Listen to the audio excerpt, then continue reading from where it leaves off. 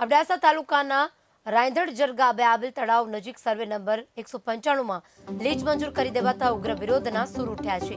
Survey number 195ની નજીક survey number 192માં તળાવ આવેલું છે। 2022માં લીજની મંજૂરી પહેલા યોજાયેલ લોક સુનાવણીમાં સરપંચ સહિત ગ્રામજનોએ લીજ નજીક તળાવ અને રહેણાંકો આવેલા છે તે બાબતનું ગુજરાત પ્રદૂષણ નિયંત્રણ બોર્ડનું ધ્યાન દોરવા છતાં મંજૂરી આપી દેવાઈ હતી। રાંધણજર ગામે જંગલ ખાતા હસ્તક જમીનમાં બેફામ લીજો અને ભેડિયા દબદબી રહ્યા છે। જવાબદાર વિભાગો દ્વારા નીતિ નિયમોને નેવે મૂકી લીજ ધારકોને ગ્રીન સિગ્નલ આપી દેવામાં આવી રહ્યું છે। પર્યાવરણ જાળવણી માટે લીજ ધારકોને નીતિ નિયમોનું પાલન કરવું પડતું હોય છે, તેમ છતાં કોઈ જ નિયમોનું પાલન કરવામાં આવતું નથી। તે પર્યાવરણ માટે ખૂબ જ ગંભીર બાબત છે। રાંધણજર ગામના જવાબદાર નાગરિક સરપંચને પણ જવાબદાર વિભાગોનું ધ્યાન દોર્યા છતાં પણ કોઈ જ પગલાં લેવાતા નથી। અનેક રજૂઆત છતાં તંત્ર આંખ આડા કાન કરી રહ્યું છે।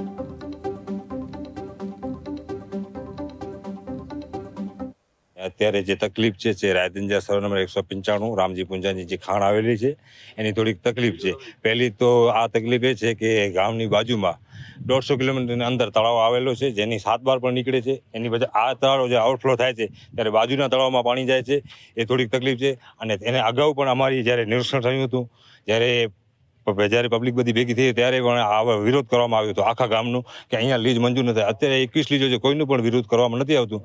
અને આ વિરોધ ફક્ત એટલા માટે કરવામાં આવે કે ગામની નજીક છે અને 300 મીટર ઉપર ગામ છે જેનું પ્રદૂષણ પણ ગામ ઉપર ઉડે છે। અને એના સિવાયના અન્ય બીજા પ્રશ્નો છે જે પોતે છે તે માલિકીમાં હોય કે નથી એ ખબર નથી, પણ છતાં એ કોઈ પણ નિયમનું પાલન કરતા નથી। કોઈ પણ નિયમનું અત્યારે ફિનિશિંગ છે એક લગભગ 2 અઠવાડિયામાં બાંધેલ છે, આગળ વધેલી ન હતી અને પોતાના બચાવ માટે સ્ટેપ પણ રાખેલ નથી, કોઈ પણ સ્ટેપ રાખી। અને નિયમ એ છે કે પહેલો જ્યારે તમે ખોદકામ કરો ત્યારે 1 મીટરનો સ્ટેપ રાખો, નીચે જાઓ પછી 1 મીટર રાખો, પછી નીચે જાઓ તો એ રીતે સ્ટેપ એ લોકોને ખોદકામ કરવું જોઈએ પોતાના બચાવ માટે। ખાણ બીજી ખાણ જે પાણી પીવાની હતી એ પણ તોડીને પોતાના બચાવ માટે અત્યારે જ્યારે નોટિસ આવી છે એ લોકોને ત્યારે પાણી બીજી ખાણમાં પણ મૂકેલો છે। જો ખાણનો તો ઇસ્યુ એમાં જોવા જઈએ તો જ્યારે આજે તમે રાંધણજરની મુલાકાત લીધી ત્યારે ખરેખર અમે તમારા જેવા તટસ્થ મીડિયાવાળા છે એનો સપોર્ટ જોઈએ છે, કારણ કે આજ 2 વર્ષથી અમે આ લડત લડીએ છીએ। જે ગામને સતત નુકસાની થઈ રહી છે અને એ નુકસાનીને લઈને અમે તંત્ર પાસે જ્યારે જઈએ છીએ, સતત 2 વર્ષથી અમે તંત્ર પાસે આ લડત લડીએ છીએ।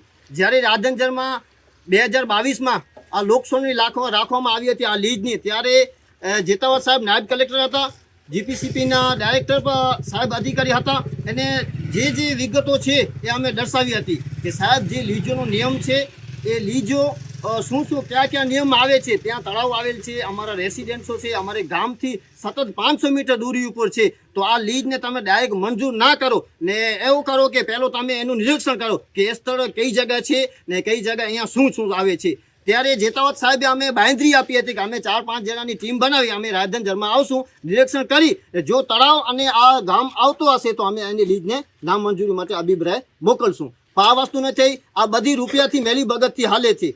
સતત 2 વર્ષથી મારી લડત ચાલુ છે। હું કલેક્ટર સાહેબને આવેદનપત્ર આપ્યો છે, જીપીસીપી પ્રદૂષણ નિયંત્રણ બોર્ડને પણ હું સતત રિપોર્ટ કર્યો છે કે ભાઈ તમે રાંધણજરમાં જ્યારે લોકસુનાવણી હોય છે ત્યારે તમે આવડા બધા મોટા નિયમો બતાવો છો કે આ પ્રદૂષણનો નિયમ છે, અહીંયા ઝાડ વાવવાનો હોય, એના પાછળ મને રાંધણજરમાં 21 લીજો છે એમાં ક્યાંક બતાવો તમે કઈ લીજ ઉપર વિઝિટ કરી છે અને કઈ લીજ ઉપર કાયદેસરની કાર્યવાહી કરી છે।